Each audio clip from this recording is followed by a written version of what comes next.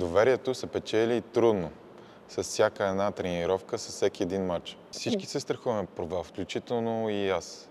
Включително и аз не спа нощем, за да мисля как да подобрим отбора, да мисля как да подобрим школата, как да подобря себе си към по-добро. Няма как да няма страх от провала. Подготовката според мен е ключ към преодоляването на страха. Тук определено оформяме характер и поддържаме добра физическа форма. Доста от родителите си мислят, че ги пускат на занималния, но след като влязат 2-3 пъти в залата и видят за какво става въпрос, видят ефекта върху децата, разбират, че тук си вършим работата наистина професионално. Когато те вкарат кош, изпитват нещо невероятно и това им се вижда в очите. Когато вземат победа, когато се поздравят, още в мига, дори в влизането в залата, те отварят входната врата на залата, за да погледнат какво се случва вътре. Не влизат директно в съблекалната. Вижда се тази емоция, която те искат да изживеят.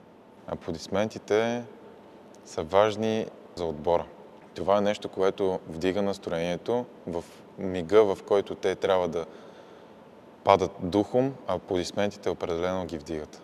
В определена възраст, 10, 12, 14 години, момичетата са доста по-напреднали и доста по-изпълнителни, доста по-напреднали физически и слушат треньора.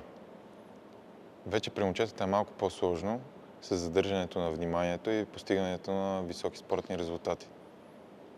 Ако вземем едно дете, момче на 10 години и едно момиче на 10 години, тренирали по-равно 2 години, определено момичето ще бъде доста по-напреднало и ще бъде предпочитано за отбор.